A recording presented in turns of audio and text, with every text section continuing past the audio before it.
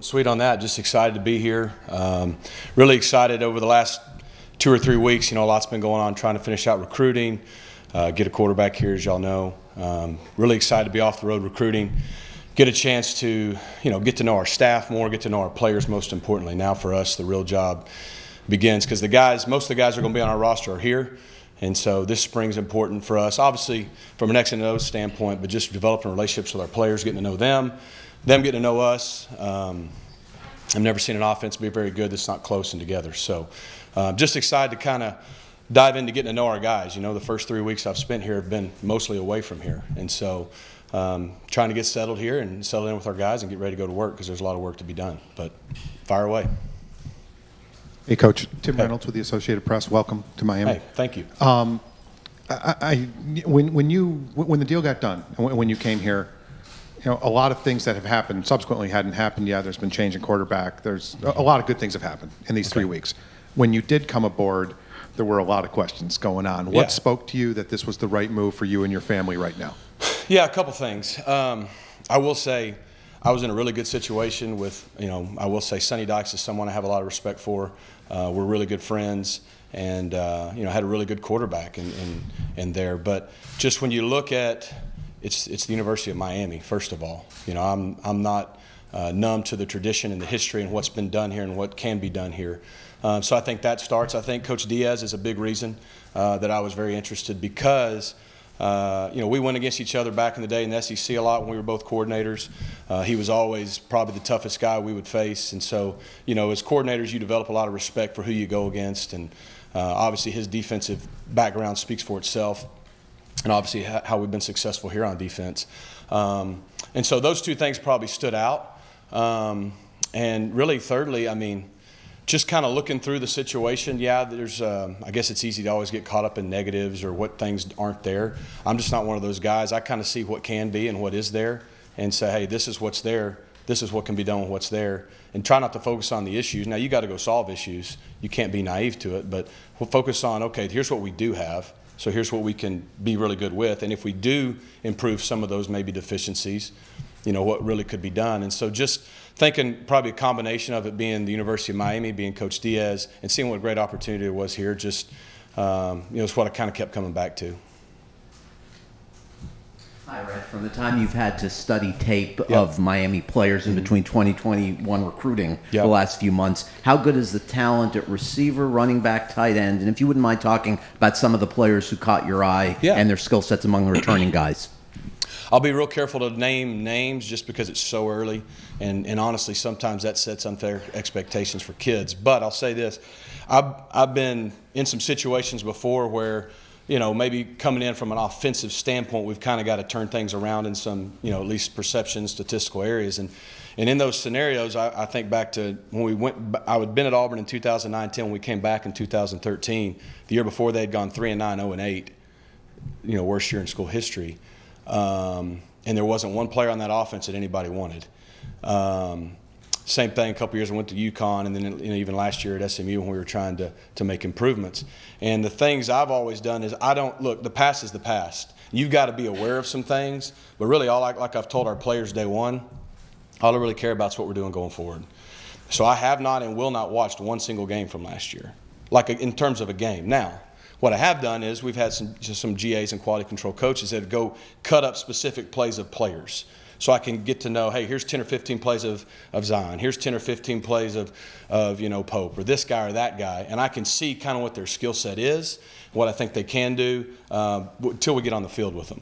And so from doing that, what I have seen is I think we got some pieces in place we can work with. There's a lot of work to be done, but I think everywhere from O-line and tight end and running back and receiver, we've got some guys that I know are really excited about what we're going to be doing. I know they're really eager to kind of get to work on that, and they've kind of had to wait for all this recruiting to subside. I think we addressed probably our most immediate need on offense was to go out and find an older, probably more seasoned quarterback to come into that room and hopefully help everyone in the room, like Coach Diaz said. And so just kind of looking through it, I think we've got guys up front that are young, a lot of guys that played that are young, but there's some length and some athleticism. I think Coach Justice and I both feel good about that, there's a lot of work to be done, but it can be done. We got some experience coming back at tight end. Got 2 older guys at running back who've played a lot of ball, and we've got 2 really electric young players coming in. And then when you look at receiver, we got a lot of guys that haven't really done anything. But they've got some abilities. I think back to that Auburn team, we had a receiver named Sammy Coates who had single-digit catches in his career going into that season. He led the country in yards per catch that year. We had a left tackle, Greg Robinson, who was going to be a redshirt sophomore, and no one in the world thought he was going to the draft the next year. He was the 2nd overall pick. I had a running back from not too far from here in Trey Mason who hadn't really done much. All he did was break Bo Jackson's rushing record that year. And so I think it's a matter of putting guys in position to try to be successful. And then hopefully develop their skills. Like Coach said, all 5 linemen are back. They've played a full year of football. And so hopefully a combination of experience now that they didn't have last year, and maybe us with what we do maybe fits them well, will help. And that's kind of the same way to every position. Hey, Coach. You've coached for a lot of offensive-minded coaches, Gus Malzahn, Sonny Dykes. What is it like to kind of be the offensive guy under a defensive coach like Manny D is now moving forward? Was that a good opportunity for you and kind of a reason why you came? That was not, the fact that Coach is a defensive coach was not the reason, because I have coached for more offensive-minded coaches than defensive-minded coaches. I did coach with Randy Edsall for 1 year, but like I said, with Sonny Dykes, he's an offensive-minded coach, but for 2 years he really gave me, he really empowered me and gave me the ability to, myself and our offensive staff, run our offense. And so, like I said, it wasn't that I had a bad situation and was looking for something like that. I do know, like I said, Coach Diaz is really good, him and that defensive side of the ball and what they do. And so I did look at it as an opportunity to come in and hopefully work alongside those guys and team up with Coach, and let's just see if we can't try to get the offense on par to where the defense has been performing. Hey, Coach Lashlee, Manny Navarro with The Athletic. Two things. One, Derek King, just the pursuit of him, how it sort of came about, if you can give us that story on that. And then also hiring Garen Justice, what you guys are doing with the wide receiver coach, and maybe bringing on assistants who also have offensive coordinator experience, and maybe how that might help you and help the entire offense. Yeah. First and foremost with Derek, I think I'd had a chance to go against him when I was at SMU. Even 2 years ago when they were, I think, 7-1 when they came to our place. That was the year he had 50 touchdowns. He's an electric playmaker. And even after he decided he was coming here, getting to talk to someone even like Kendall Browse, who coached him, and just get his his input on what he thought about him, just speaks volumes of who he is. Like Coach said, you can turn on the tape and know he's made plays at this level and done it against really good teams. Oklahoma game 1 this year, he was doing some things. But it's who he is that's important. You got to have a leader at that position. You got to have a winner. He's got to do more than just throw the football or run the football. And so I think that's what drew me to him. We needed to address, and it's not just the guys that are on the roster. They got every opportunity to improve too. We know we got to be more productive at that position. And so I think knowing that we were going to probably bring in an older guy, it's the first thing I told all the quarterbacks here when I got the job. Before I ever met him on the phone, I just said, hey, I'm going to be up front with you because that's just how I roll. We're gonna go out and try to recruit a transfer quarterback. Doesn't mean we don't like you. Doesn't mean you won't be competing. But I just think that's the right thing to do. So they knew that even before we started recruiting De'Eric or anyone else or he came.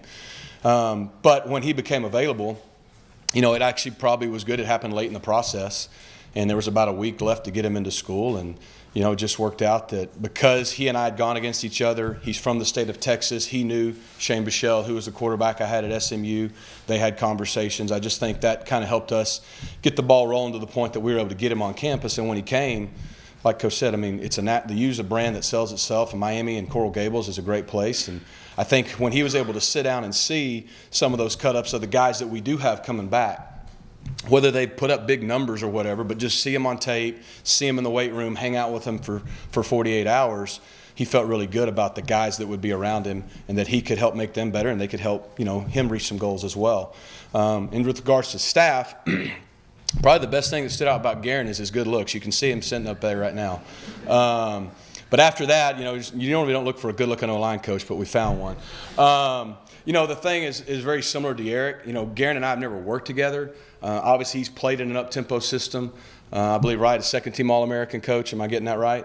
And, at West Virginia when they were playing a lot of tempo. He's worked with some guys, again, Travis Trickert, Kendall Browse, guys that I know well. some guys I've worked with that just think the world of him. And like Coach said, his reputation kind of precedes him as a recruiter, as a coach, but also as just a developer of young men. And just as he and I got to start talking, I think we see things a lot of the same way in life, much less football. And I just, again, kind of how guys, your continuity on a staff is important. And I just think we'll work well together. And then the receiver situation should be resolved soon. And I think that's another good fit. And you brought up a good point, too. Guys that have coordinated before. Because until you've been in that seat, you look at things differently. And so guys that have been in that seat, now they are coaching the O-line, coaching the receivers, yeah, they definitely can give a different perspective that, look, I don't have all the answers. My belief is we do this thing together. And if there's 8 of us in that room, 8 are better than 1. And that's just how I believe. Hey, Coach. I'm Susan Miller-Degner with the Miami Herald. How in particular are N'Kosi Perry and Tate Martell's attitudes now? Do you sense that they might feel this is their last shot for substantial playing time? You'd have to ask them that last part of the question. So far, since I got here, like I said, I sat down with all those guys and I told them, hey, it's a fresh start. You got a clean slate with me. That's the great thing. May have heard this or heard that, but all I go off is what I know from this point moving forward with them, how they act, how they show up for things, how they work, how they interact with me. And so far, they've been great. Their attitudes have been good. They're working hard. Look, they're both going to be juniors. So if they don't have some urgency, then, that's probably going to be tough on them. I mean, you're juniors, no matter what the situation is, you got a max of 2 years left. And so I think they're both excited from a system standpoint. I know it's more probably down the road of what they did in high school. And so I think they're excited to get their feet wet on what we're going to do and see if it fits them. Look, quarterback's a hard deal, right? Every other position, multiple guys can play. Quarterback, usually, if you're doing it hopefully the way you want to, one guy's playing. And so it's a really hard position to have that quarterback room. Everybody's got to be pulling for each other and still compete against each other at the same time. And that's a hard place to find. I've been fortunate everywhere I've ever been, we've had good quarterback rooms. That's, I think, very important, not just for our quarterbacks, for our whole team. I think those kids are no different. They get a fresh start, and I think they're excited for that. Hey, Coach. David Fronis from the South Florida Sun Sentinel. A lot of us can imagine and envision why D'Eriq King will be such a great fit for you in this scheme, but just to hear from you why you felt he would be such a tremendous fit for what you're trying to do here. Yeah. Well, I think there's a couple things. One, if you don't have a quarterback in college pro football, I mean, if you don't have consistent play at that position and consistent production, it's hard to win at a high level. And so, D'Eriq has a unique skill set, honestly completely different than the guy I had last year. But that's okay. I've been blessed to coach different style of guys, whether it's a Shane Buechele like last year or whether it's a Cam Newton, Nick Marshall type. They're all in between. And I think the thing is at quarterback, whoever wins that job, you want to build what you do around what they do best, if that makes sense, because everybody's a little different. From a system standpoint, look, we're going to no huddle. We want to be fast. We want to be physical. We want to make the defense defend the whole field. We want to try to put pressure and dictate to the defense more than them to us. There's all these things from a philosophical standpoint we're going to do and we believe in, regardless of who our quarterback is. But if you have a quarterback like D'Eriq, you may run more zone read or run the ball more at the quarterback position than, say, a kid who doesn't. And those are just things that as you learn your guys and as you see them fit, that you're going to build towards what they do. But at the end of the day, for D'Eriq, he played in similar style systems at Houston and in high school. I've worked with guys that have similar skill sets to him, so I knew he would fit from that standpoint. But there's nothing better than witnessing, and I witnessed when we would play Houston what a pain in the rear end he was to defend. So I'm excited that I get to have him on my side for a year. You just mentioned the different style of quarterbacks from last year to now with King. With that being said, is there a specific style of quarterback you're going to prioritize in recruiting? The guy who puts it in the end zone the most. I mean, look, I do look at it from a standpoint. That's a good question of, I want a guy who's a winner. I want a guy who wants to be a leader. Kind of to the question that she asked up here a minute ago about the older guys. If you're a quarterback, you can't be scared of competition. And that's part of it. Because I said, only one guy can play. But I want a guy who's a winner. I want a guy who wants to lead, who makes the guys on the field around him better. Look, this is college football. We shouldn't recruit guys that can't throw. Okay, you're not recruiting guys in here and teaching them how to throw. In high school, you're kind of dealt what you have, and you got to kind of go that way. The guy's got to be accurate enough to make the throws we want him to make and what we do, and to play college quarterback. The quicker the guy gets the ball out, the better. If he throws a good deep ball, we like to throw it deep. That's good. And I always say the more athletic, the better. And I think that a lot of times athletic word gets misconstrued with a runner, and that's not the case. You know, obviously, more athletic guys sometimes are better runners. And look, if you can hurt the defense with your feet, that makes it that much harder on them to defend you, because they can be right in a lot of areas and the quarterback can still make them wrong. I think everyone who watches college football in the NFL sees that. But I just mean athletic. I love a guy who's been a point guard of the basketball team, shortstop, and plays quarterback and all that, because he's competed, he's got good hand-eye coordination, and again, he may only run a 4.8, but he's an athlete. And I think you got to be a really good athlete to play quarterback at a high level. This will be the last question for Coach Lashlee. Hi, Rhett. In football, obviously, there's always a lot of debate and talk about different schemes and philosophies. Why does up-tempo spread work for you? And with the athletes that you can recruit in this program, skill guys in South Florida, why is it the right fit? That's a good question. I mean, look, there's a lot of different ways to score points and stop people, and that doesn't make any of them right or wrong. For me, it's just my background. Look, I played for Gus Malzahn in high school and threw it 71 times in a game twice. You know, we no-huddled like crazy and ran a lot of plays. You know, for me, when it really made sense to me when I played, we never had a guy run faster than a 4.6, but we would lead the country in total offense because we played fast, we spread the field, we wore people down, kind of leveled the playing field for us. And we just had guys that executed at a high level, because I think that's one of the things you can stand up and say, we want to play fast. Look, if we don't execute, nobody's playing fast. You can go 3 and out real fast. You know, that's not what we want. And so I think that's kind of my background, and just I've seen it work over the years. And so that's brought me to this point where I just think tempo is a great equalizer. You know, you heard Coach Diaz talk about how, look at the Super Bowl, look at the last 6 minutes of the game. The 49ers dominated that thing until they went up tempo, and then all of a sudden that pass rush wasn't quite as effective. Now, they had to get a few first downs to allow that to happen, but they did. So I just believe in that. That's just kind of what I've always done. And kind of what I've always been a part of. I think what fits here is, if you talk about South Florida, you talk about the University of Miami, we do have access to really good speed and a lot of good athletes. So why would we not make a defense defend the whole field and tackle those guys in space? Because getting our guys in space allows their speed, you know, to be opened up and used to our advantage and let their DNA take over. And I think, too, in South Florida, a lot of the high schools, that's what they do. And so it's like everything else. You see how the NFL's progressing to more shotgun, more wide open kind of offenses like we're running in college, because that's the kind of quarterbacks they're getting. It's the same thing for us. If we're going to go recruit the talent in South Florida to come play for us, it makes sense that we can transition a lot quicker if they're used to doing similar things to what we do and playing in space and playing up tempo. And I think at the end of the day, it's fun. I mean, if you ask a kid, do you want to run 70 plays a game or 109, they're going to say 109, because more guys are going to touch the ball, you know. And it's a team deal, but guys like touching the ball, and that's why they play offense. So I just think it's a good overall fit, and you use that word, and I think that's a good point. Awesome. Thank you very much, Coach Lashlee. See y'all.